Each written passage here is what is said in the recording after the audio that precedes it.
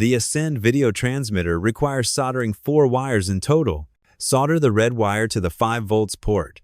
Solder the black wire to the G&D port. Solder the white wire to the TX port. Solder the yellow wire to the GX port. After soldering is completed, take out the data cable included in the packaging box and connect it to the computer. Open the ground station and establish a connection. Select the port option. Open the settings option for port 4. Change the peripheral device of port 4 to VTX. Save the settings and restart. Next, perform goggle screen pairing. Ensure successful screen pairing. The appearance of images on the goggles indicates that the screen pairing has been completed successfully.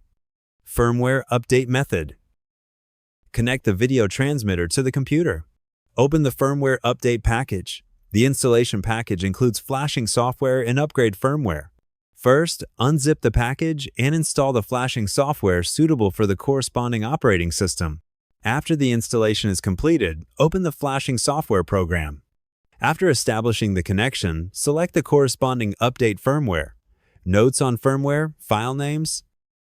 The letter G in the file name represents the video transmitter update firmware.